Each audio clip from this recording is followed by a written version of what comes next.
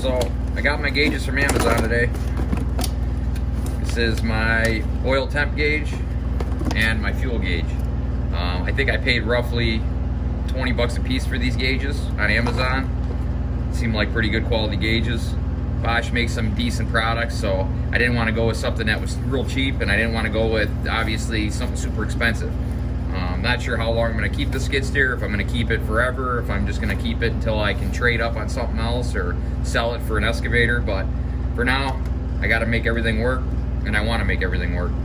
So this is an electronic temp gauge. It doesn't have, you know, like your typical, it's just got a wire running from the sending unit itself, from the thermistor, and it just works electronically and it's not mechanical. So this was actually kind of hard to find. I went to my local Napa and all they had was mechanical ones. So it seems like these electronic ones are kind of hard to find. Fuel gauge, I went to Napa as well for that, and they didn't really have anything I liked, and what they did have was too expensive. So once I found this one here on Amazon, I looked for another Bosch gauge to match it, and I found this fuel gauge. The skid steer did come with a temp gauge, but it wasn't working when I bought it, and the fuel gauge was completely missing. So I'm going to install both of these today, so let's get to it.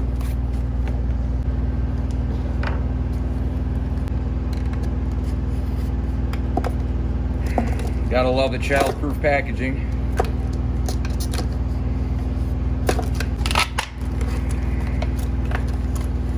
Installation instructions, hardware.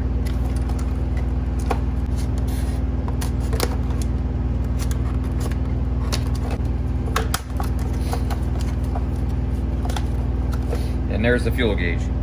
Pretty nice looking gauge. I won't be using this little shield that it comes with. This is for if you don't have somewhere to mount a gauge. It comes with this little bracket, and you can mount it like up on the headliner or something similar to that. I won't be using this as I already have the column that holds the gauges.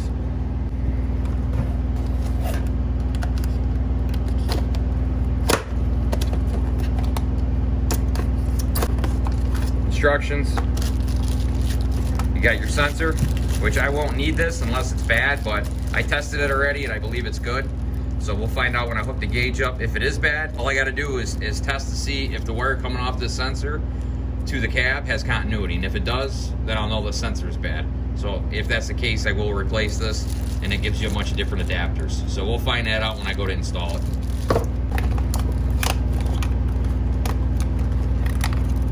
And lastly, the gauge. Okay, 5/16 nut. Get this gauge out of its mount.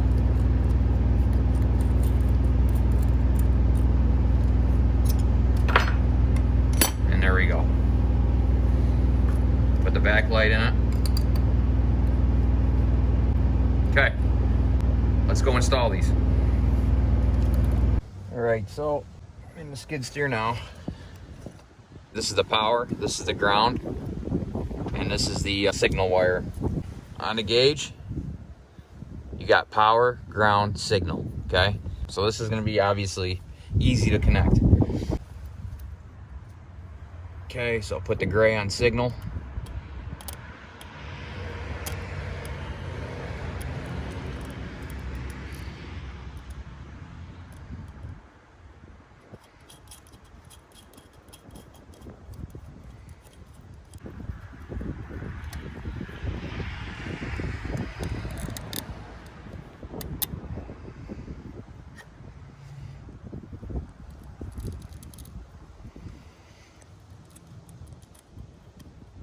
Fingers are half frozen.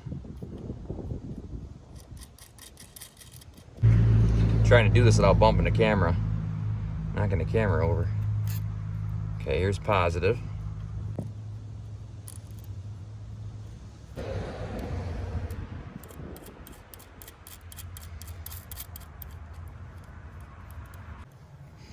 All right, let's turn it on and see what I got here. There we go. Exactly what I thought it was at, 50–60%. That just shows you you don't have to have a fuel gauge to know that, to know what your fuel's at. As long as your sending unit's working, you could use an ohm meter. and my old meter showed 60, which means about 60%. This is showing 3/4, so that's pretty close. It's just under 3/4. Off, on, off, on. So that's good. So now let me hook the backlight up. I cut these wires down. I just took them in the shed where my fingers could be warm so I could work with these.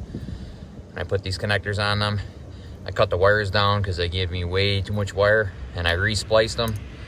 Re-stripped them, I mean, because apparently in Hong Kong they don't know how to strip wires. There was like 3 little strands out of each one. So they definitely didn't strip them right.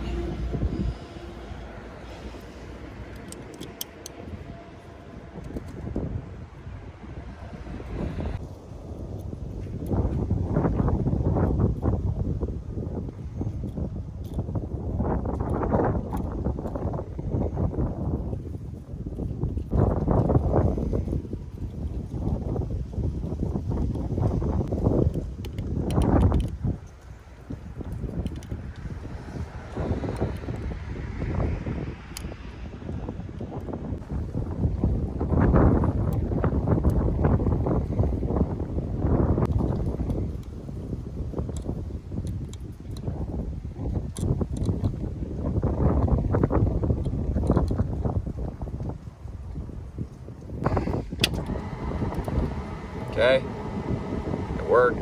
Backlight's on. I don't know how well you guys can see it. Gauge is down, backlight's off, keys on, gauge is on, backlight's on.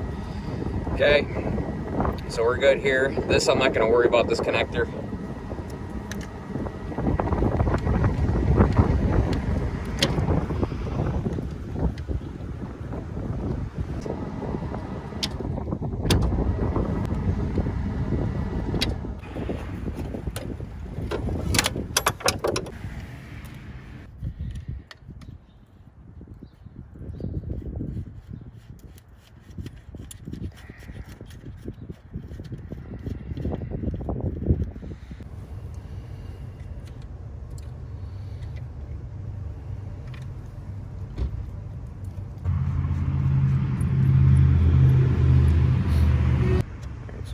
Signal. Green is signal. That's the ground. And red is the power. So power, ground, green is signal. I'm used to doing this like on a vehicle where they just push in tight to the bezel. You can see how bad this gauge was.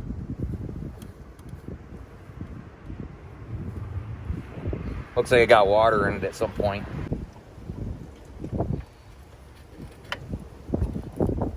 Alright, so the first thing I'm going to do is put my ground on. Actually, I'll do my positive first.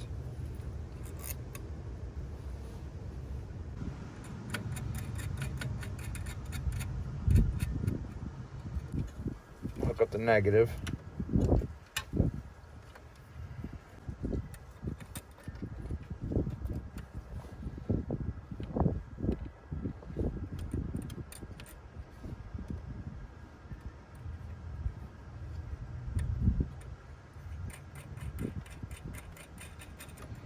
There's negative. Now we're going to do our signal wire, which for this gauge it's green on this machine.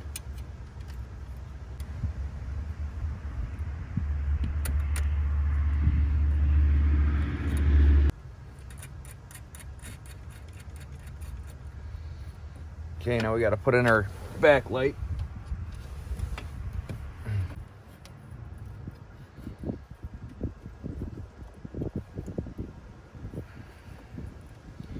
Okay, and I got to hook up my power and ground.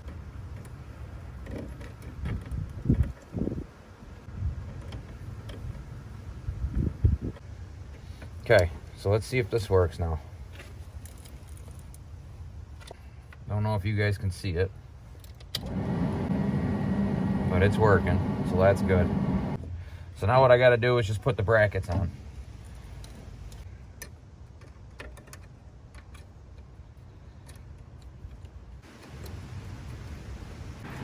I would have the cab all together, but I haven't been able to get at that yet.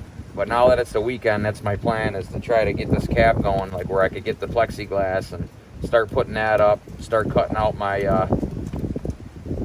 my templates for the windows so I can get it cut. And then I gotta paint the door and get some plexiglass in the door. And I can't wait for that to happen, because it'll be nice to sit in here and have it be warm, just be out of the weather.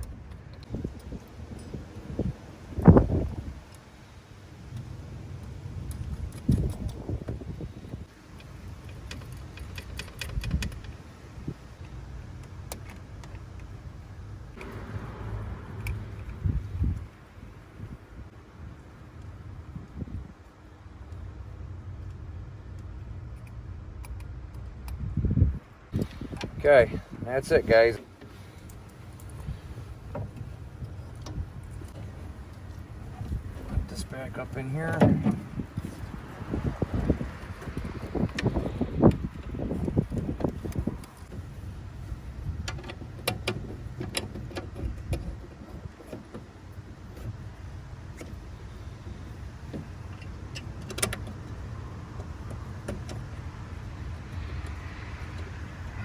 Tighten them up.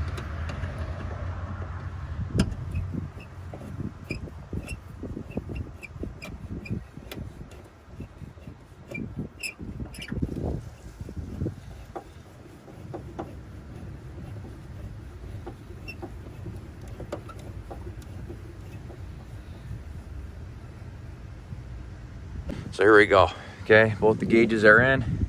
Fuel level, temp gauge, both backlit. Shows I got just under 3/4 tank. Shows my engine temp. So we should be all set. It looks much better than wires hanging out of this one and an old dirty gauge for that one. In case you guys didn't see, this is the old temp gauge. You can't even see in there anymore. I assume moisture got in there and killed it. And then the temp gauge, or the fuel gauge, when I got it, was missing. One less thing to do on this thing. So tomorrow I'm gonna come out here and see if I can get this pedal working for the auxiliary hydraulics. Maybe I could even test it out. It's like, it's frozen up right now. So I sprayed it with some grease. I'll let it soak some more, and then I'll see if I can get that pedal freed up. Aside from that, I still got to do the windows. So I'll make a template and I'll get the plexiglass cut for the windows, or Lexan. So bolt these windows, then I got to paint the front door, bolt it on, and then get plexiglass for that. And other than that, this thing just needs a good bath, a paint job, and should be ready to go. So, okay guys, thanks for tuning in. Don't forget to like and subscribe. I think I got the auxiliary remotes working. This is the pedal for it. I got it freed up. It's moving now. And then just to be sure, I follow the cable over to here. You can see, I don't know if it's on and off, or flow one direction and flow another direction. I'm not sure how that works. So, but it's working and it's free. Just been playing with it for a little bit. I had to spray it with lube and let it sit for like a week, and then I started hitting it with a hammer both ways and just kind of breaking it loose, and it's nice and free now.